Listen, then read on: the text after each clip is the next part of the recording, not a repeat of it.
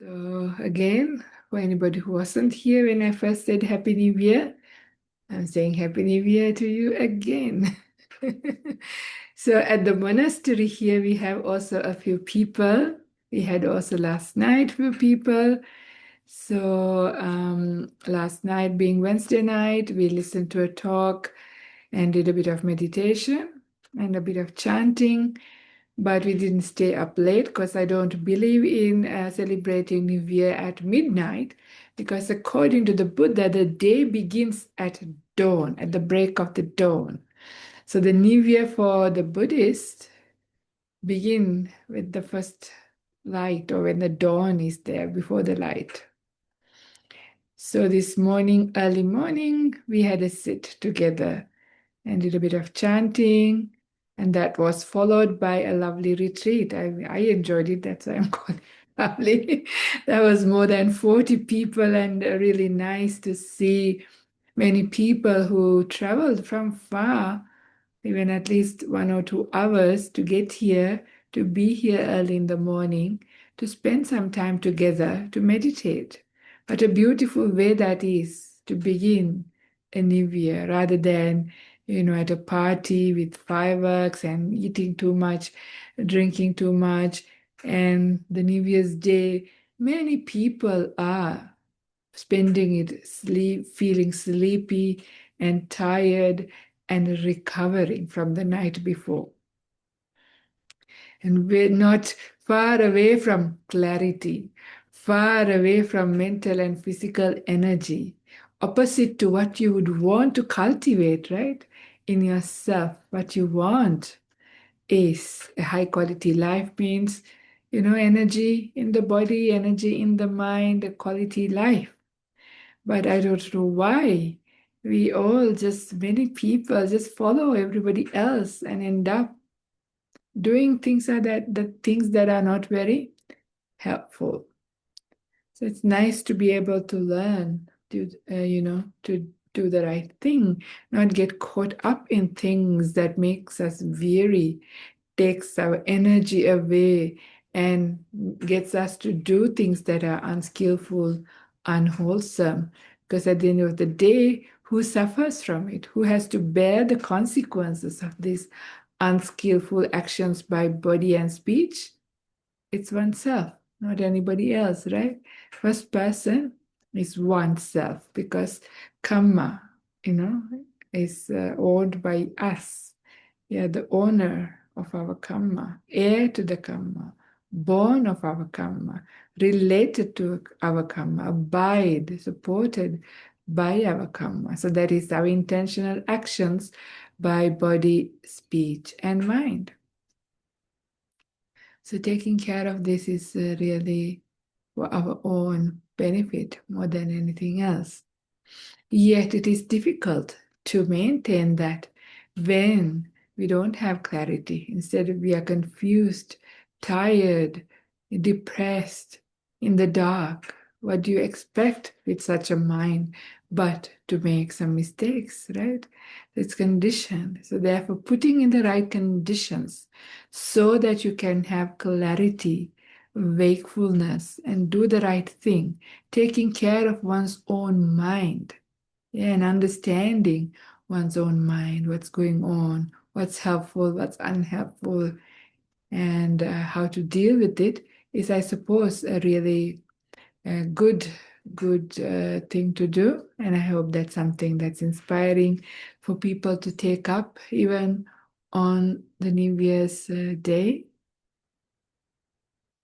And also in celebrating New Year, I did send out to our WhatsApp group and few others a series of 4 images, which we call a snap of wisdom. And in there, the first image has this little monk, and it says a little. Let me actually read what's there for people, anybody who haven't seen it.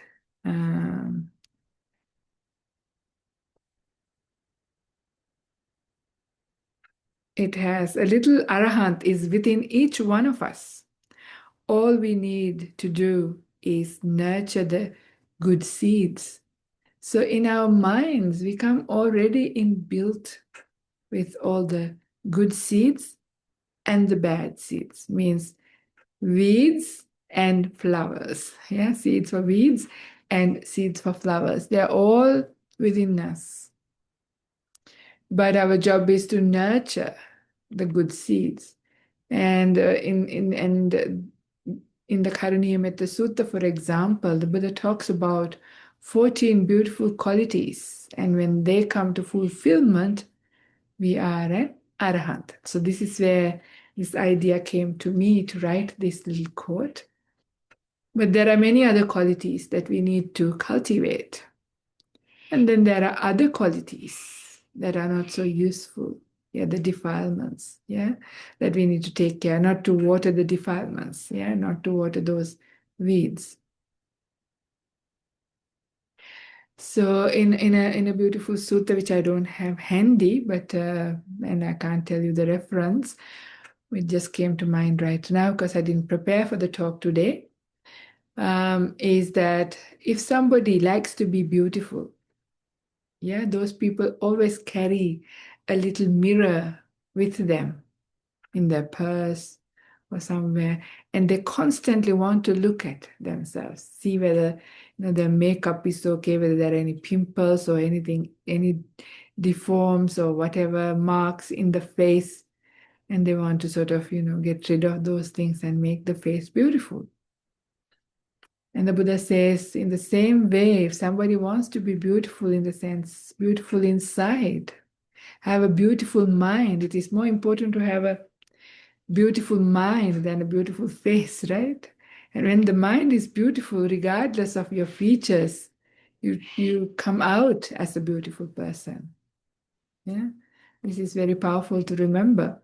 So the Buddha says, if you're keen on that, then just like take up out a mirror, we have this ability to reflect. Our mind has the ability to reflect and see what defilements are there. When the mind, and every time when we reflect, we can see what's there. How do I feel? What kind of emotions? What kind of tendencies? Where am I at? Yeah. What is my mind like? You get to understand. And doing this throughout the day, making that an habit, you get to understand your mind quite well. The habits, the patterns of how you operate, your thinking patterns, yeah, the kind of emotions that come and go, kind of the defilements that stay with you, or the spiritual qualities that are there. This is really important because if we don't even have an awareness of what we have, then how can we make any progress? Yeah, because the whole job is to cultivate the good seeds and not cultivate the bad ones. That's the defilements. So that's something that is really helpful.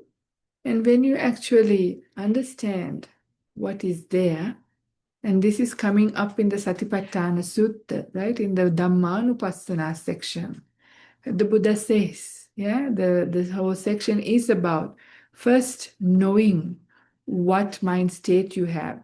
Especially, it goes through the hindrances and the awakening factors, bojjhangas. So once you know which factor is present,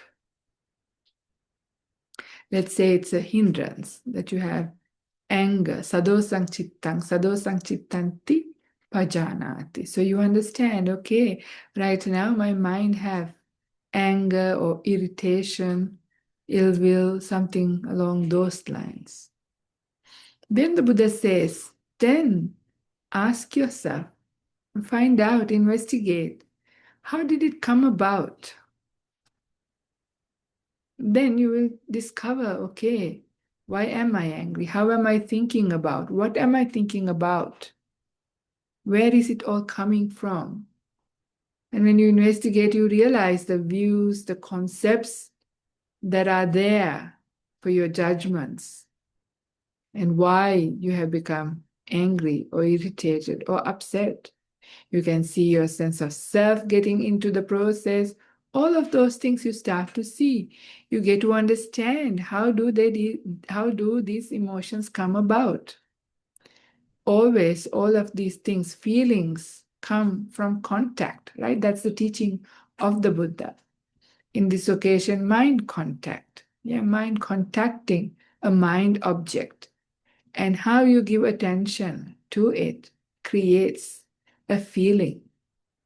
And it is that feeling that we then understand as an emotion, whether it's a wholesome or unwholesome emotion.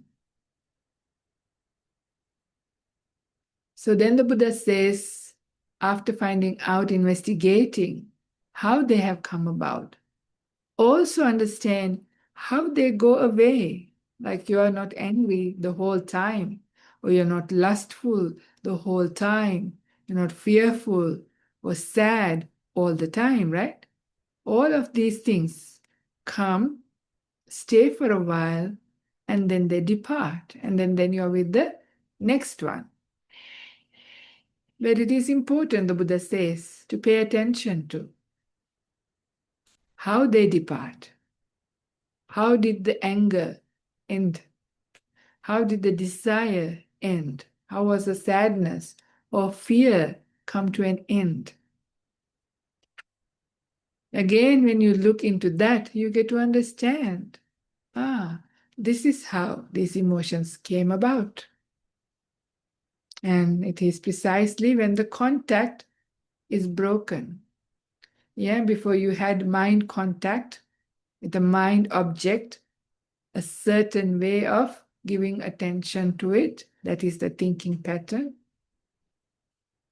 And then either the object of your attention change, the way you think about change, or both of those things change.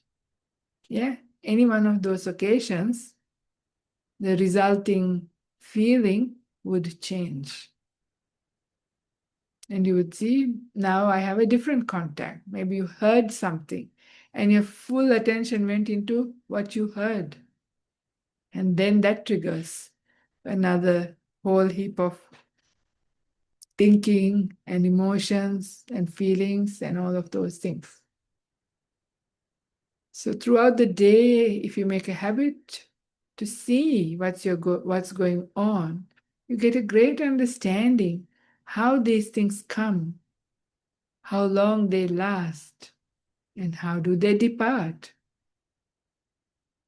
And that then gives also the understanding, what do we need to do if it is for them not to arise, if it is an unwholesome state, or for them to arise if it is a wholesome state, like the bojjhangas or the factors for awakening. So which way of thinking will bring up metta in your heart? Which way of thinking will bring mudita, rejoicing, in your heart? Or which way of thinking brings up desire or anxiety in your heart? And why? And you realize it's all to do with the craving. Yeah, because you desire these things. That's the sad thing, right? All of these, even unwholesome mind states, we somehow delight in them, which is why we struggle to let them go. We hold on to them. We indulge in them. Indulge is the word. Indulge in our negative emotions. It doesn't seem like we don't want them, we want to get rid of them, but somehow, why it's difficult is there is some delight, some indulgence that we have got used to. It's a habit that's been created. So it's that desire, that wanting, that keeps it. And when that wanting, when that ends, that's the nissarana, the escape, the complete end of these things. So that happens at the time of enlightenment. But we can reduce, right? We can reduce these desires when we see the pain, the difficulty, the unwholesomeness of those things. But they don't just come about if you don't do this investigation, this exploration, and get to understand our mind. So it is important that we get to understand the working of our mind. The more and more we see, the more and more we understand how to deal with our mind, how to train our mind so that the wholesome qualities, wholesome mind states increase and the unwholesome mind state starts to decrease. Then we are making progress.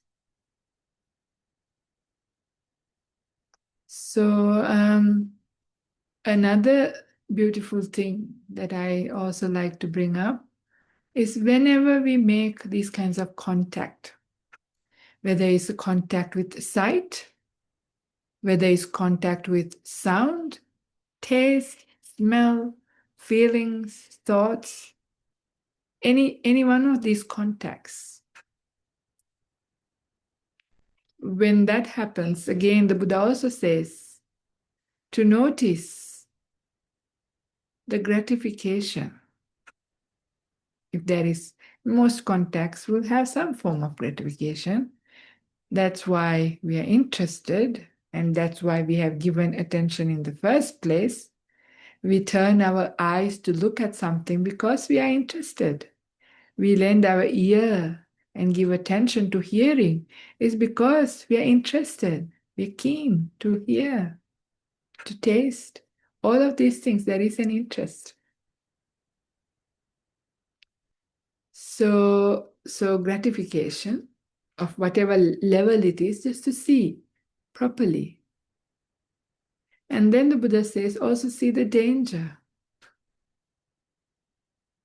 Yeah, because the danger is if it was something pleasurable, it can't last. You can't hold on to your pleasurable experience forever and ever and ever.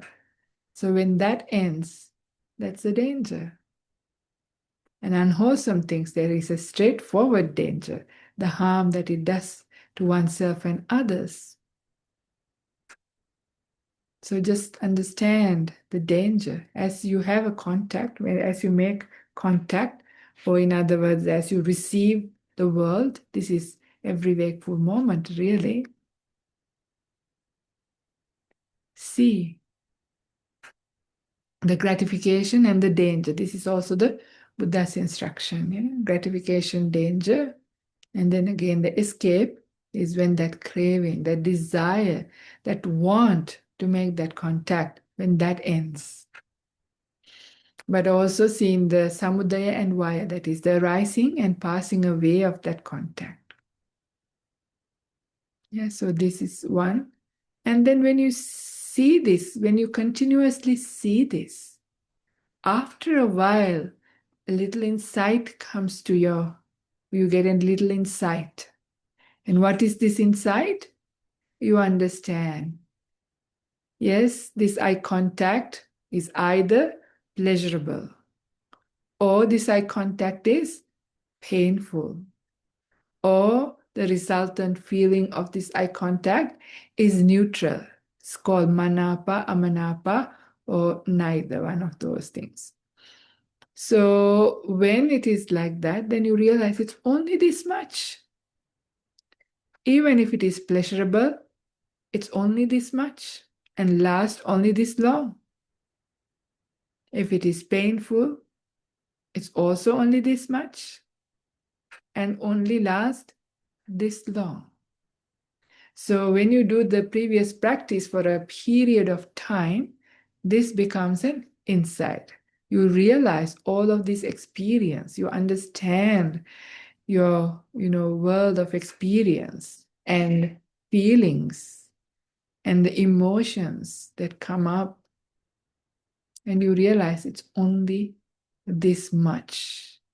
And you realize how transient they are, how unreliable they are, how insubstantial they are. They are empty. You start to see quite hollow. just a process, nothing that you can hold on to. Yeah, when you start to kind of see, these are especially with the unwholesome feelings, but even the wholesome things, they are also conditioned, right?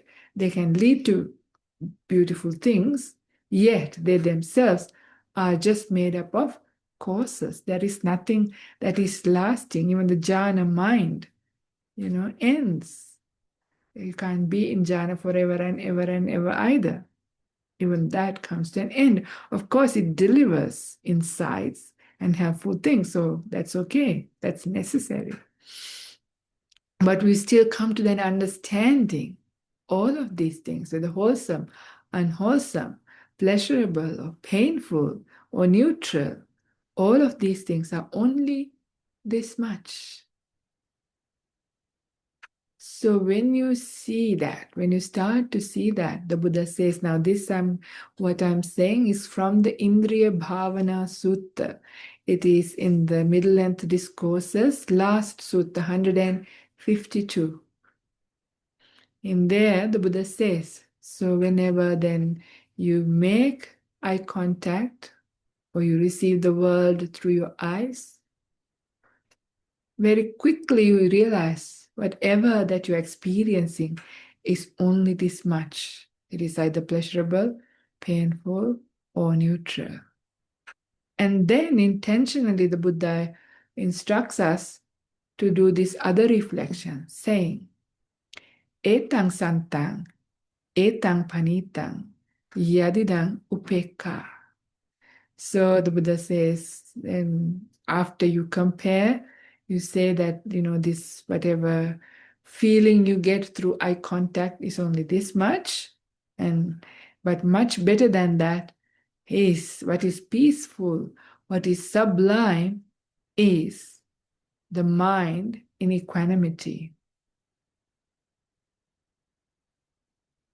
So in order to get to that point, we also need a little bit more meditation. But this is the practice for somebody who is not yet an Arya, right? So it is, I don't think, talking about really the equanimity of jhana, which is the fourth jhana, but the kind of, at least the level of equanimity you experience when you start to meditate, when the mind starts to become peaceful, when the mind is contented, it is not agitated, not irritated, it is becoming still, reasonably peaceful, then it does start to have some degree of equanimity and peace. So the Buddha says, instead of either running towards and indulging in the pleasurable sensual contact, sense contact, or running away, saying it's disgusting and difficult from that sense contact, you say that what is sublime, what is peaceful, is equanimity. But equanimity is different to the neutral feeling. There's a connection, but neutral feeling, what underlies neutral feeling is delusion. You feel things neutral because you're in the dark, you don't understand in the normal mind state. But when it comes to equanimity, equanimity is founded on wisdom, founded on understanding the conditioned nature of things. When you see conditionality of things, equanimity results from there. So in that, this is specifically not talking about the neutral feeling, but rather than equanimity, equanimous mind that comes as a result of wisdom coming up, as a result of the practice. So when you have also experienced a little bit of that, then you can do this, practice. So whenever you make contact with the ear, with the nose, with the tongue, with the body, and even mind contact, whenever you do this, you can reflect what is more sublime, what is more peaceful than All of these sense contact is the mind in equanimity. Quite a beautiful way to gently let go of the sensual world. This is when renunciation starts to happen. The second factor of the Noble Eightfold Path, Samma Sankappa, the first one is Nekkhamma. Yeah, right intention. The first one is called Nekkhamma, renunciation. Even though these days many people talk in great lengths, including so many different things under renunciation, according to the suttas, the Buddha talks mainly, predominantly, and I think the only thing that he talks about is renouncing the sensual world, which is very hard thing for us to do because we are so uh, inside of it, ingrained it, overwhelmed by it, steeped inside our sensual world. Maybe much less than before as we start the practice, but nevertheless, there is still a big involvement, big attachment to our sensual world. Not easy to give it up. Certain things may be like for most people who are listening to this song, this Dhamma talk, like heavy metal music, maybe not interested, easy to let go of that. But there may be other kinds of very beautiful instrumental music that you still enjoy, right? So it goes in levels, our things, certain things easy, certain things we still are attached.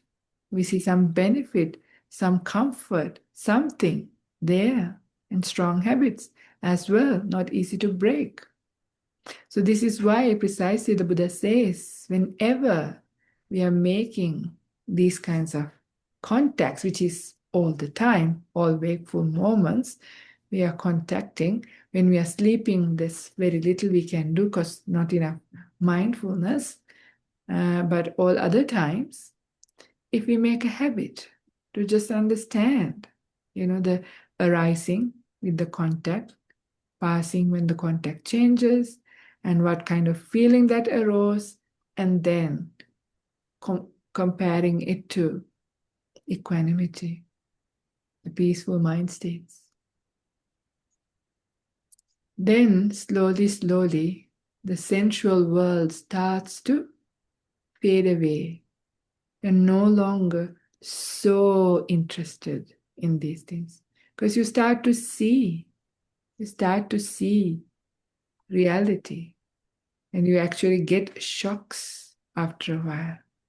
Gee, things that I thought were very pleasurable, things that I gave so much money, I've been robbed off, I've been conned, I've been fooled by these things. In fact, they are quite painful. But I was brainwashed to believe they were pleasurable. There are many, many things. I don't want to spoil your pleasures by bringing them up. but but you need to investigate these things. I can tell you one, for example, just for fun. It's holiday season. So let me just rub it in. So holiday season, what do people want to do?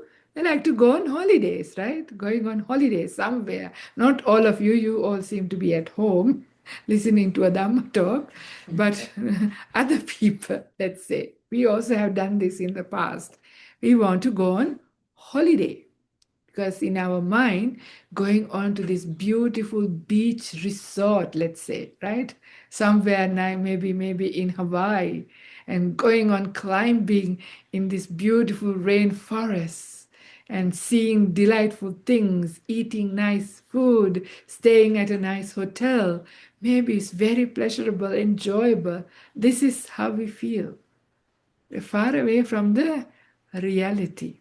Actually, my family went on a cruise to Vanuatu. I don't know how they're doing. I have to call them and find out what happened because it sounded like exciting when they said we are going on a cruise, 8-day cruise. And halfway through their holidays, I was just thinking about them and I remembered, oh, I wonder, did anyone, one of them got seasick? Were the seas, did the sea got rough? You can't run away, right? You're stuck in a ship for 8 days. And imagine if you're seasick, what do? You spent all of that money, right? It's expensive to be. And in your imagination, in the photo, you can't see the rough waters. You can't see getting sick, right? And sometimes the food could be off. And these things have happened to people, right? I remember I wasn't on a holiday. I was in Christchurch for a conference, and I was staying at a very expensive hotel as well, paid by the university. But I got the worst food poisoning ever. It was a delightful buffet, right? And I enjoyed my dinner only for a little while. I came back to my room and I was incredibly sick. Really, really, like real food poisoning is very painful if you had, and it can kill you as well, right? People die from food poisoning. So this is how it goes, right? We know these things offer some pleasure, which is why we go for them, right? It seems and sounds, but there are many hidden things inside of these things. But once we start to have this honest investigation and sort of value or measure, the word is tuleti. The Buddha says, measure up and see what's going on. Does it deliver what it promised you to give? And often we know we have been disappointed, right? What we expected and the reality was quite far, the thing. And there is always a lot of suffering involved in going on holidays. Just the planning bit is fun, but packing up, going here and there, and you come back and feel exhausted, right? And then you have to need another holiday at home to recover from your holiday. And we all know about this, right? So I just brought it up to say, like what the world says, what the advertisement says, that this is delightful, buy, go, spend money. We get rubbed off a lot of the time. Even certain kinds of food we have been told that is delicious. Later we realize, actually, it's not delicious. Yeah. For us, the monastics, what kind of fantasies we have? We have fantasies also. Our monastic fantasies are going to a nice tropical Buddhist country and, stay in a cave monastery somewhere which looks really romantic with a beautiful stream flowing down, nice waterfall, a beautiful rock, nice green forest. And you could meditate there and be in seclusion. It sounds delightful to us. And we see photos, right? We see beautiful photos of Sri Lanka, like, for example, beautiful cave monasteries and all of that. And some people are like, oh, I want to go there. Then to me, it's like, some of those places are really, really hot. You can't see the heat on the beautiful romantic photo. And if there is a stream around in tropical countries, high chances there are leeches. You can't see the leeches on the photo either. And at evening time comes the mosquitoes. Of course, you're in a three-sided open cave. Nothing to protect you from those things. And of course, plenty of snakes and other things as well. But we forget this, right? So in our dream, in our fantasy, it's just delightful looking, forest cave in a delightful location. Looks beautiful in the photo. The reality is quite different. And also sometimes those places are in very remote areas and you go for alms food in very poor villages. And sometimes the food they might offer might be old food or not very hygienic or not very agreeable. Very many monastics go for the romantic idea but get very sick as well. So this is the thing, that what I'm trying to say is that all of these things, these sensual delights, what they sell, what they promise, and what they deliver is quite different. Yet we keep doing the same thing, haven't we? We do for a long time. I mean, hopefully not the people who are listening to this Dhamma talk, the Dhamma practitioners. Hope you have all realized to some degree. But look at the world. There are some people, for their whole life, they do the same thing that makes them tired, makes them painful experiences, but not even realize. And it's like you've been robbed off. You work really hard to earn that money, right? To get some pleasure. While there is a small gratification, often there is a lot of pain. And that is what you're going to see. But not to worry, not to get depressed, saying, oh, my sensual delights, all of these things are now going to go away. But what happens is as you turn away from the sensual world, your meditation is going to take off. Yeah, your meditation going to get deeper. The very thing that stops us from getting into the first jhana is precisely our attachment to the sensual world. Yeah. So when we are able to renounce the sensual world, when the sensual world starts to fade away, then our meditation is going to get deeper. And as a result, you're going to experience much better delight. It's also a kind of pleasure, but much more substantial, much more real, doesn't have all those bad side effects with the joys, the rapture, the pleasure that you get from meditation, the stillness of the mind does not have the side effects of the pleasures of the sensual world. So therefore, as your other pleasures are going away, don't worry, your meditation is going to take off, and therefore it's going to be a good deal. But of course, that for that to happen, you also need to be meditating. Yeah, so they go hand in hand. I mean, that cultivation, that the what I mentioned, like seeing your own mind, how things arise. These are all meditations. Yeah, they are. You can do them in day-to-day life, but they get deeper when you also continue that into your sitting, because satipatthana practice is to be done as a formal meditation. Is to be done when the mind is peaceful, and slowly, slowly, this is when you start to see the subtle defilements, subtle operations of the mind as well. So anyway, so these are really beautiful things. This is just encouragement and giving you some kind of good direction for the new year to sort of incline our mind, maybe to beautify our mind, to become beautiful people, even more beautiful. I mean, all of you are quite beautiful people, beautiful inside and beautiful outside, but we can work, get even better, purify our mind, make it bright, shine it, so that those beautiful insights could arise and bring us into closer and closer to freedom. And I also wanted to just say a few things from that very thing, the little snap of wisdom. So the next one says, water the flowers, not the weeds. This is a quote by Ajahn Brahm, right? So you don't need to think big to cultivate good qualities.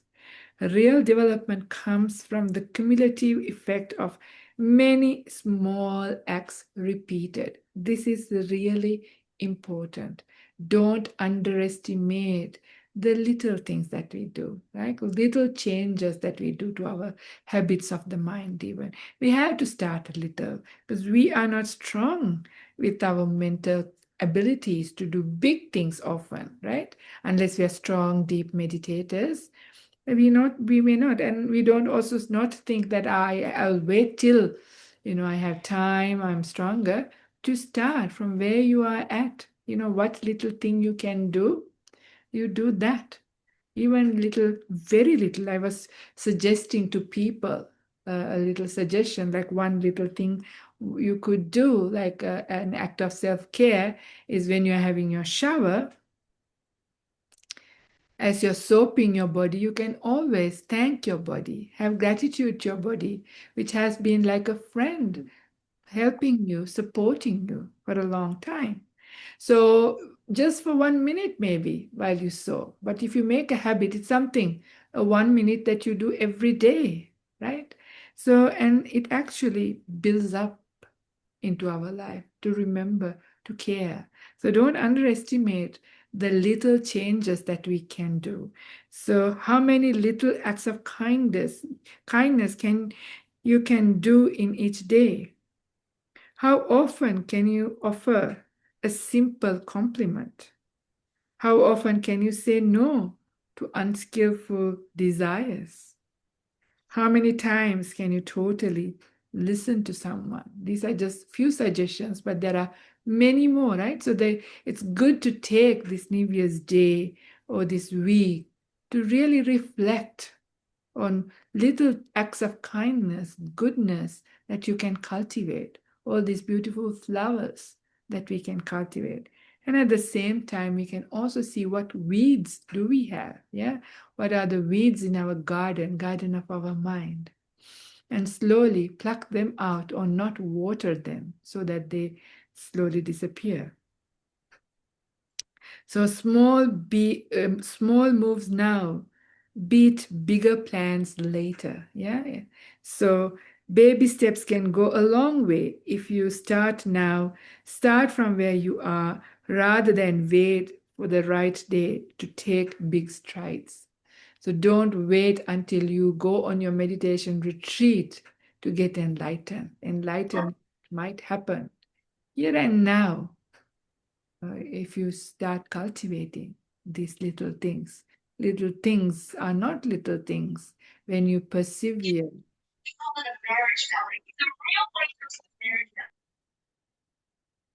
Yeah. So for a good contemplation for you for the new year is what good qualities would you like to have and how can you develop them? Yeah, thought, food for thought. And if you wish, you can base your New Year resolutions on these things. So, anyway, that's what I would like to say for this evening, and would like to invite you to ask questions. Hi, Isabel. Venerable. Yeah. Hi, Happy New Year. And thank you again for the beautiful talk. You mentioned the idea of holidays. I'm on holiday at the moment, so I thought I might ask you a question about that. What is maybe a skillful way to approach holidays? Um, yeah, obviously, it's no longer about sensual pleasures, but sometimes it's good to rest and take a break from your usual routine. Yes. But yeah, what would you say as the skillful attitude to develop when you do go on holiday? Yeah. Okay, great. I'm on holiday every day. Holy day, right? At the monastery, it's a holy day every day. But it's not only just a holy day, but it's also a peaceful environment. So make sure if you are going on holidays, you did mention all the critical things. Like, you do need a break to go away from your busy place and stuff like that. But do it properly then to rest instead of a holiday where you have a big schedule that you have to wake up at certain place time and be at a certain place and you're rushing through going to see so many things and do so many things. Instead, yeah, it's fine. You can go to a nice place, like I said, a beach resort if you wish. Enjoy being there, yeah. Just chillax and rest and allow your body to unwind. This is okay. This kind of holiday is okay if you do it well.